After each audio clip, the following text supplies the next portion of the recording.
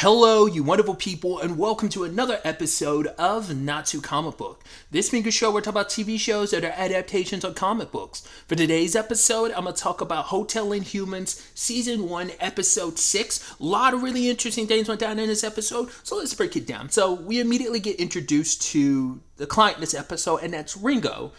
She's a professional killer, but she seems like quite the odd duckling because she's got like this like bright, kind of cute personality. She likes her nails being done a certain way. She's kind of got like this cute kind of gun and everything. And her whole thing of when they ask her for like her like, you know, she has to sign in blood, she's like, but I just did my nails, I don't want to ruin that. So she just uses like the lipstick that she had just applied. She's like, oh, this will totally work, right? She's kind of got that interesting personality.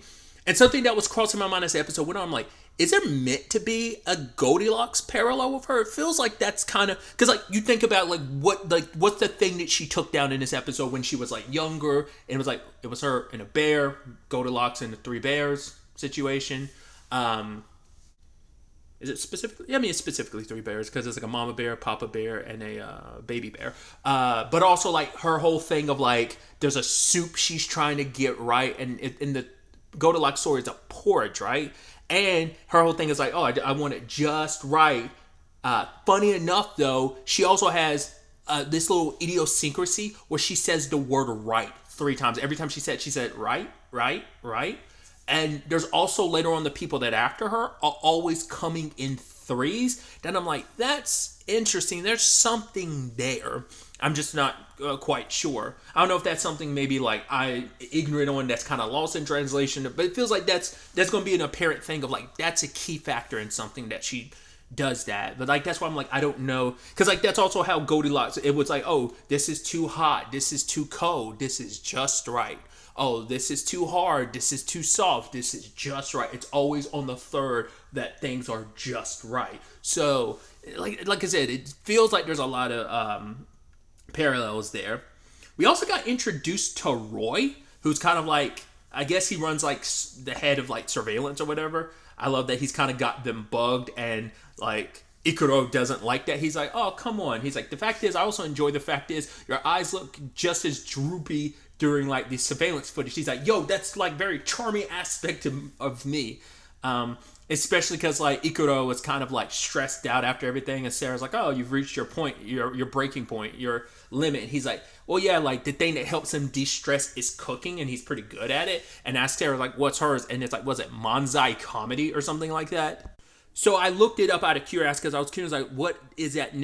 So it's specifically a traditional style of Japanese comedy that's basically the duo of the straight man and the funny man, which is, you know, that's kind of been applied to different, like, I think, you know, the odd couple type of style of comedy, I think probably like it's derived from that as well.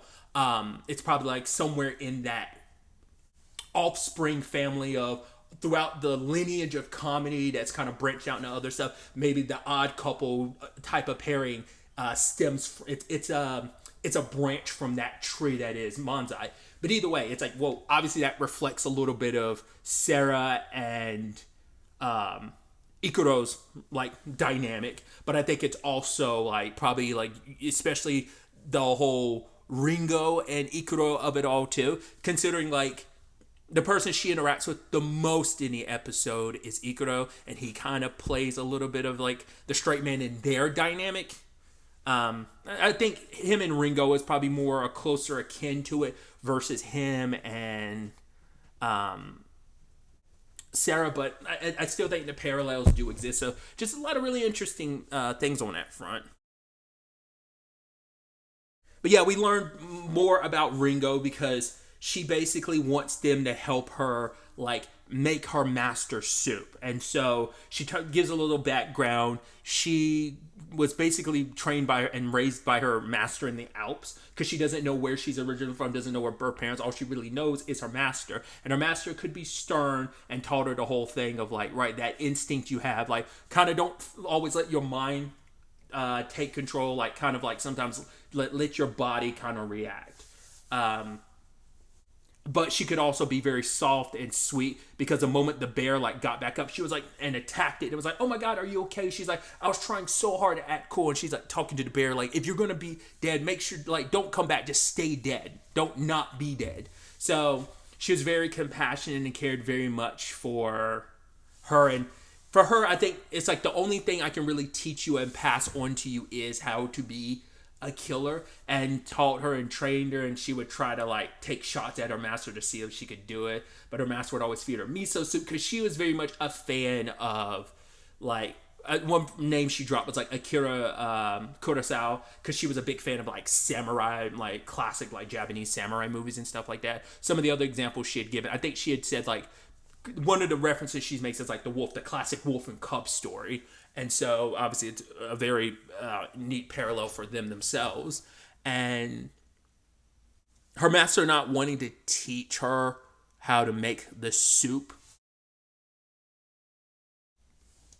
I can't remember her exact reasoning for it, because like, oh, because she had asked her like, oh, will you teach me? And she's like, no, it's a secret, but I'll teach you how to continue like to kill and take care of you. And then like, Ringo's like, oh, my favorite, I do really like the soup. She's like, I know you do, and like does the thing, and then like a cuddle. In the end, she was like, she was everything to her, a master, a mom in a lot of ways.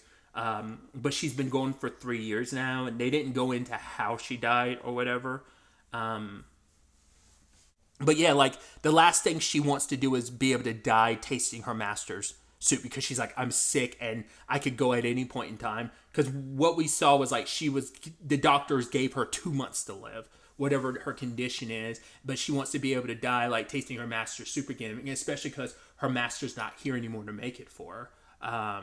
Hasn't been for a while now. And so, and it's actually really sad when we kind of got into like why she's doing it. It's because when she was in front of her master, she had just said like, I wish you were here to make that soup for me one more time. And because she said it out loud, she got in her head like, you know what? No, I'm going to. It's almost like because I said it in front of you, master, I have to now. Because it's like it's almost like how I think you can parallel it with that last shot, the flashback when like her and master are in the bed together, and it's like, because she was like, yeah, my life is content. Like, I've done all the stuff I told you I wanted to do. Like, have my nails be pretty. Have this, like, neat gun and stuff like that. And she got all that. But the last thing she wants that she's like, I wanted to say out loud is, like, I said it out loud in front of my master of what I want. So I have to do it now. I did everything else I talked about and proclaimed in front of my master. And this has to be something I do as well, is get that soup made. So Ikuro and Sarah say like, right, we'll see this through for her. And it's like the only clue she got from her master in all that time was it has something to do with her name, Ringo, which means apple. So apples have something to do with it. Maybe there's probably something a little deeper there that they're not picking up. But I do think it's super, like I said, her dynamics with Ikuro and even Sarah, obviously calling them like, was it Ichi and Serapi, like kind of shorthanding their names, because she likes to mess with Ikuro the most, because she's like, oh, you're really stressed, and kind of like messes with him to the point that he's like, yo, why are you treating Sarah different? He's like, well, he tries to act more professional. He's like, well, you're treating Sarah differently than me. But it's like, yeah, you've already, the mask has all been removed. Like, all professionalism just kind of got thrown out the window in that moment. So Sarah, being the perpetual professional that she is, but like her fascination with Sarah is like, oh, you remind me of my master. And I'm curious if there's something there, because like the moment she's touching her hair and stuff, like Sarah's looking at her like that, where I'm like, once again, we don't know enough about Sarah that I'm like, is there some correlation that did you know her master or something too, or we're gonna find that out, or is it just like supposed to just be like personality wise that she looks to her? Even later on, it's like, oh, telling Ikuro, it's like, yo, if you try to make a move on Sarah, I'm gonna kill you. And then even his response being, what? So I think that's interesting. But yeah, like I was saying, there are people coming to kill Ringo because these are people she stole money from.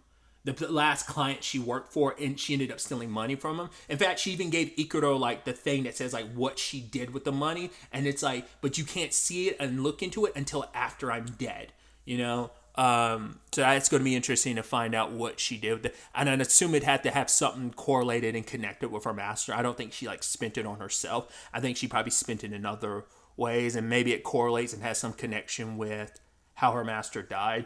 And I guess because she has such a limited amount of time, that's why she did what she did. Like, oh, I'm gonna steal this money. And it must not have anything to do with her stay at the hotel then, if it, like, what she might have done with that money.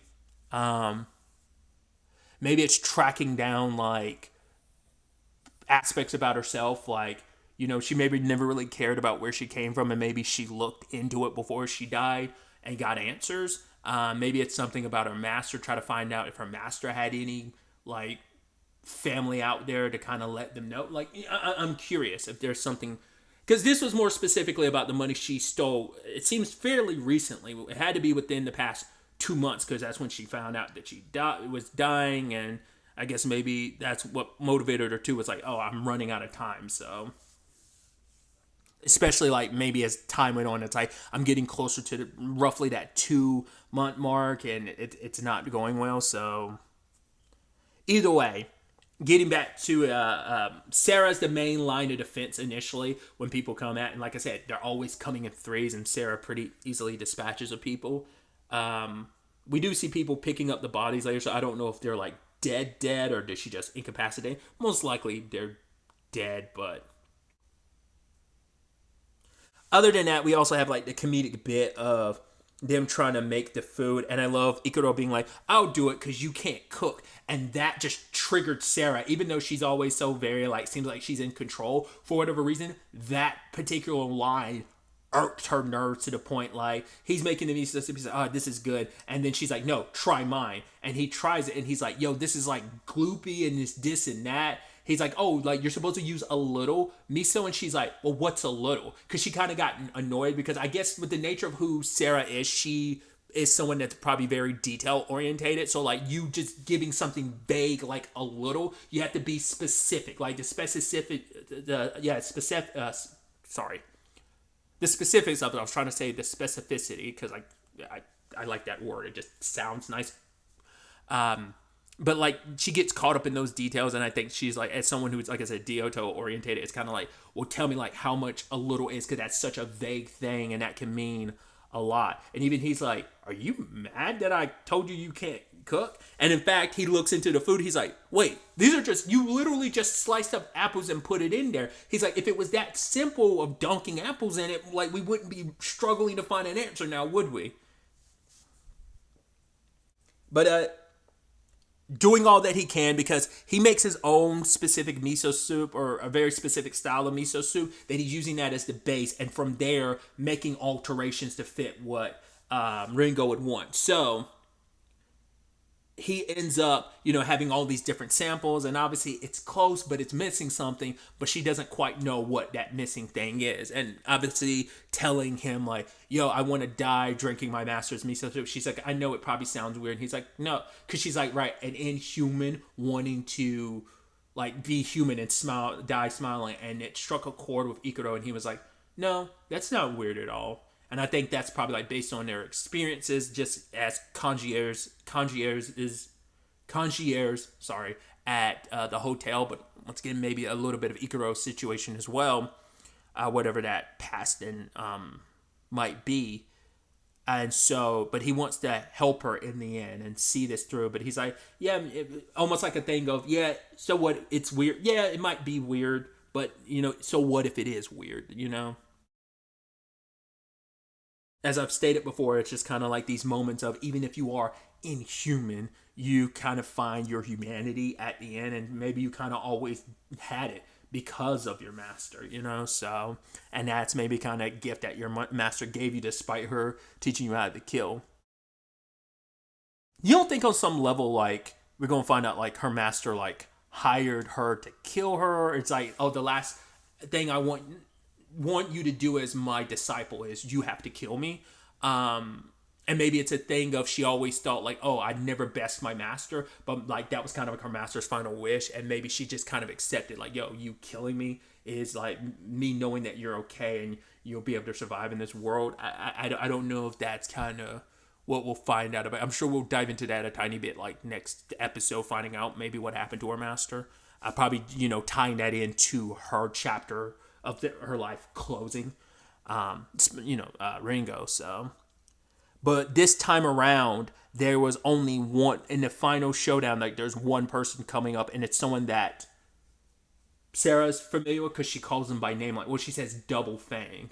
So, and obviously, she's asking how can Ikuro see this through, and he's like, well, the chances are pretty slim, and we are running out of time. But he's still gonna see that through. Is his declaration to Ringo to try and make this happen. As concierges, they want to see this through as best they can. Once again, kind of going back to the just right thing where it's like, okay, we've always had these three assassins coming in three, and now we have this one who is using apparently two blades. So I'm like, it feels like it's so on purpose. So it's like, yeah, the just right assassin showed up and he just happens to be wielding two blades. So, oh, this blade might be too long. This blade might be too short. Me kind of representing the blade in the middle is just right. In fact, isn't that what... Didn't her master refer to her as a blade too?